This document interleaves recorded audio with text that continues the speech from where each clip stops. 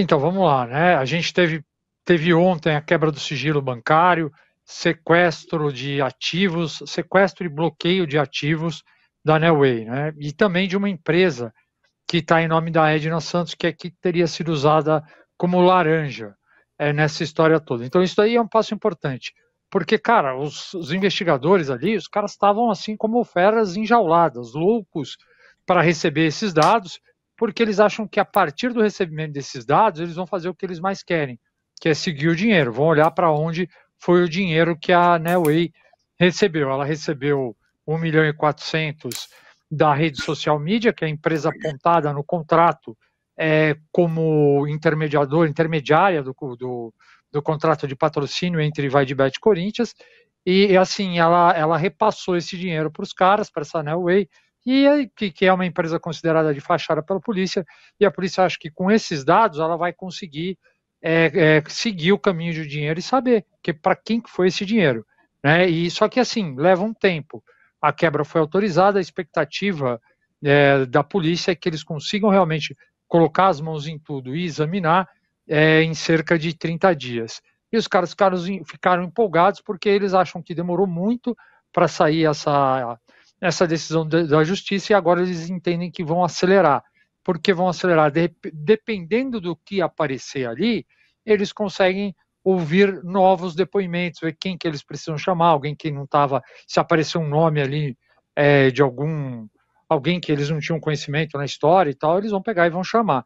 Então é um passo importante. E aí, em outra frente, a gente tem hoje o depoimento do Yoon-Ki Lee, ex-diretor jurídico do Corinthians, e ele, sim, vai ser uma parte importante desse depoimento é ele esclarecer se houve uma análise de compliance no contrato. Por quê? Porque a polícia acha que dependendo dessa análise, se houve ou não, dependendo da qualidade desta análise, ela vai dizer assim, olha, o Corinthians realmente mandou para uma empresa séria fazer o compliance e tal, então o Corinthians tinha todo o interesse em que a coisa saísse certo, da melhor maneira possível. Ah, não, o Corinthians não fez, é um certo desleixo. Então é uma parte importante essa parte do compliance. Já teve um depoimento do ex-diretor financeiro do Corinthians que virou e falou o seguinte: olha, eu fui informado que não foi para uma empresa específica de compliance o contrato, porque o Corinthians, naquela altura, pelo menos não trabalhava com nenhuma empresa assim,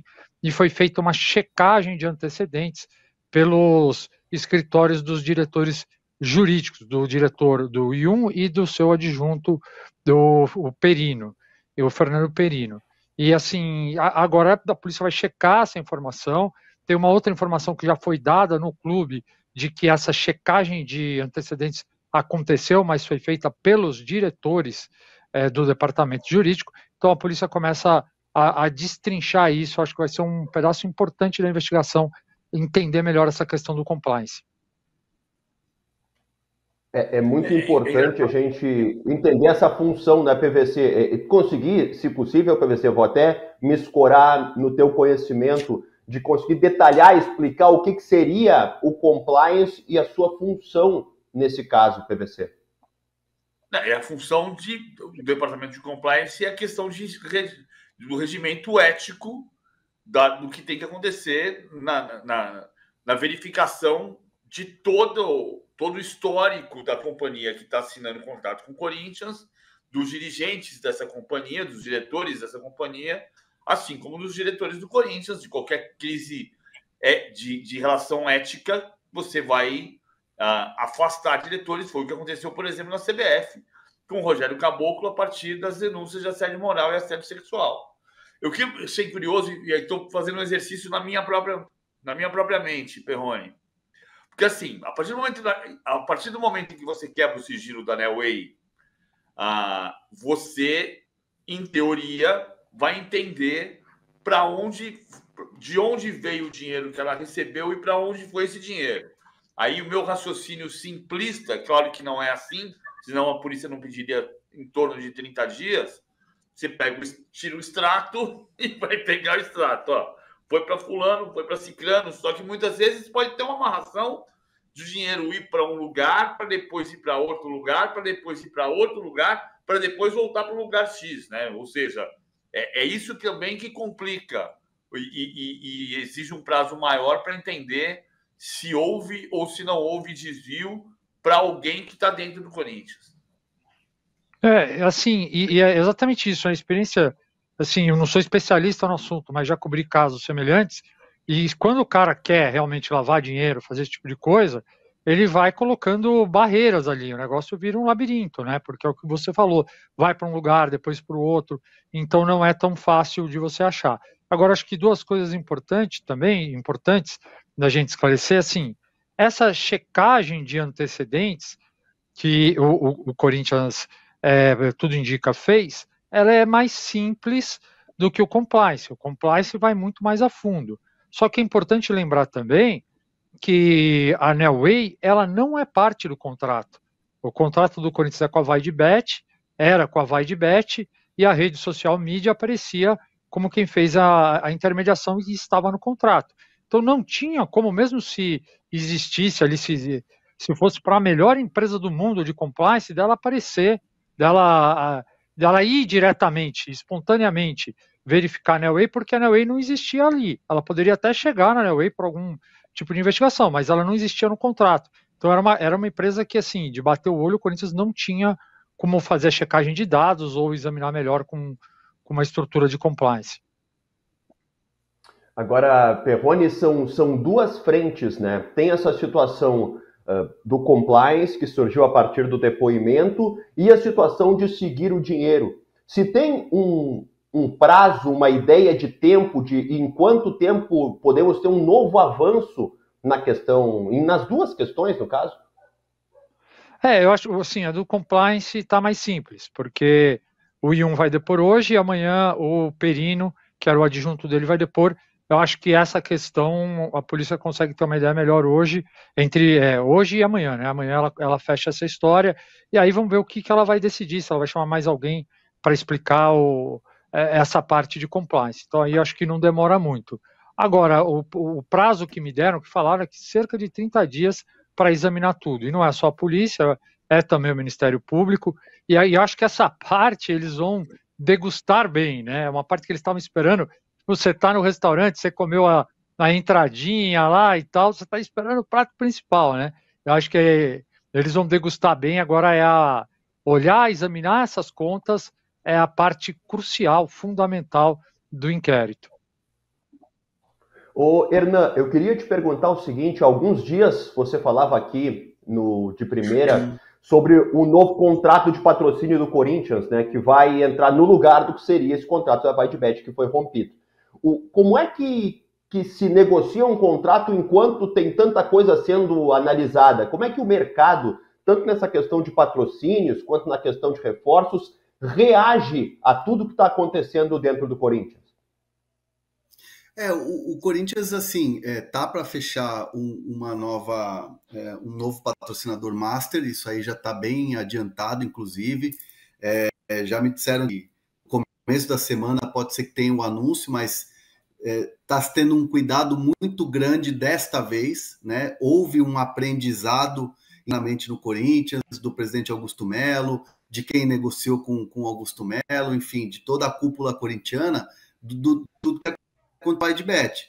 Então, assim, o Corinthians se coloca à disposição da justiça e tem se colocado para ajudar nessas investigações todas. Enquanto isso, paralelamente a isso, corre o novo contrato, um novo patrocinador, que já está muito adiantado e que faltam as assinaturas, os termos, ajustar tudo e principalmente passar nessa questão de compliance,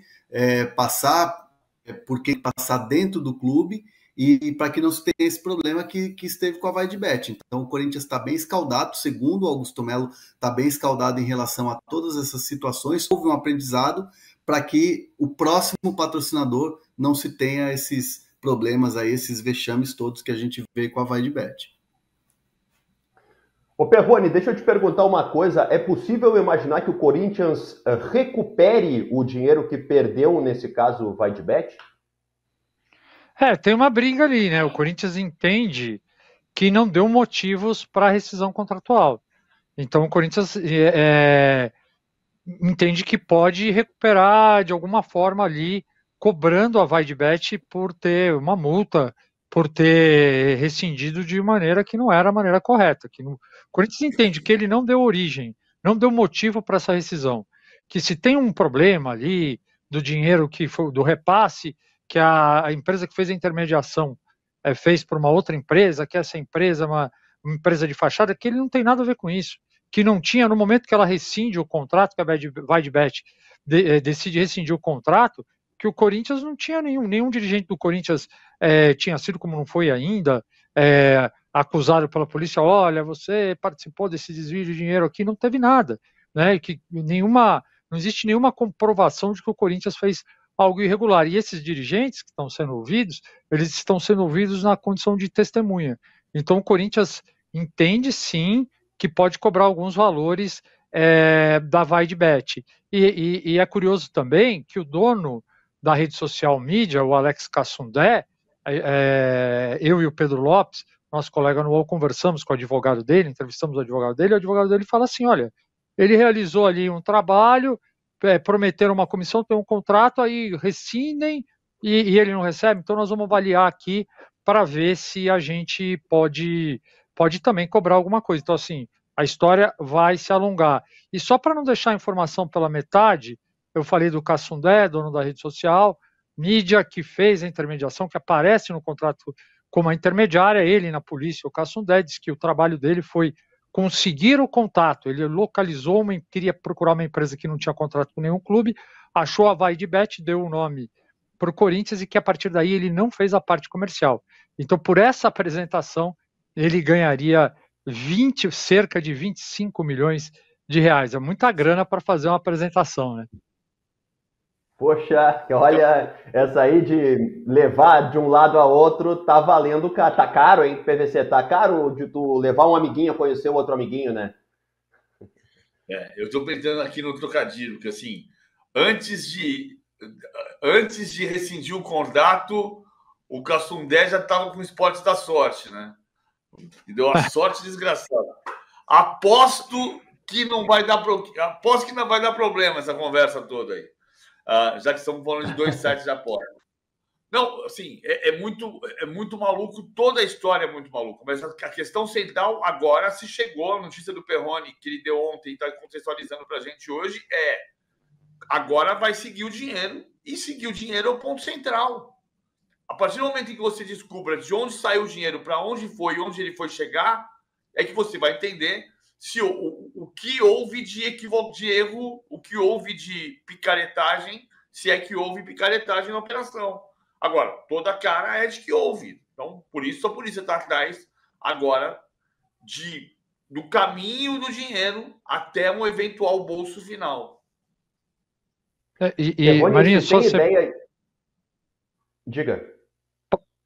Não, só ia completar aqui que o Cassundé, quando ele vai na polícia, o dono da rede social, ele fala que ele passou o dinheiro para a Nelway, para a empresa que é considerada de fachada, para pagar pela implementação de um sistema de telemedicina veterinária. Só que ele não recebeu o serviço, ou seja, ele teria caído num golpe. E a polícia torceu o nariz para essa história, não achou muito crível, muito factível a história. De quanto dinheiro a gente está falando, Perrone, que o Corinthians pode recuperar com esse caso VaidBet? Assim, não sei, de recuperar, eu não consigo te dar um número, né?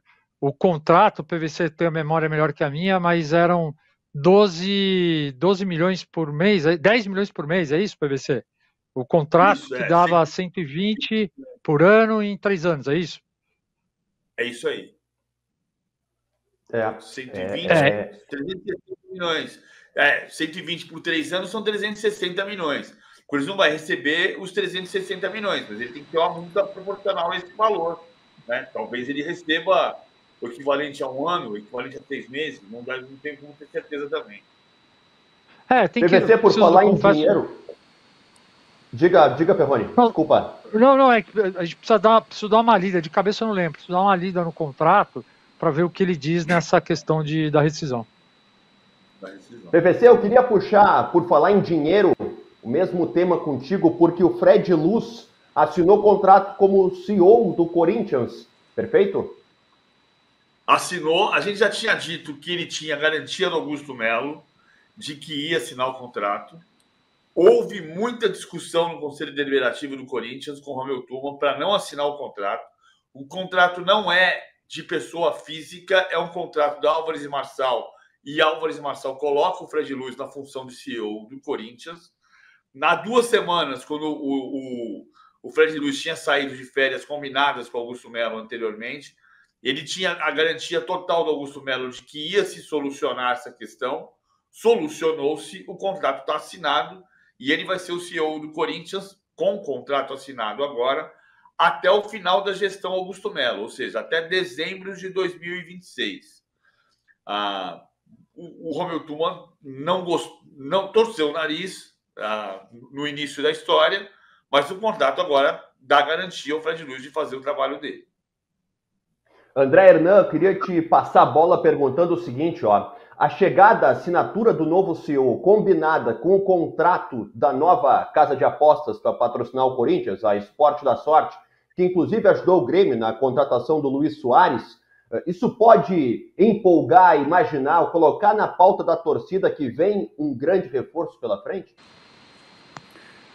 O Augusto Melo está tentando, né? O Augusto Melo, enfim, as pessoas que estão próximas a ele, que têm poder ali dentro do Corinthians de decisão, junto com o Fabinho Soldado, que é o executivo de futebol, eles querem trabalhar cada vez mais em silêncio.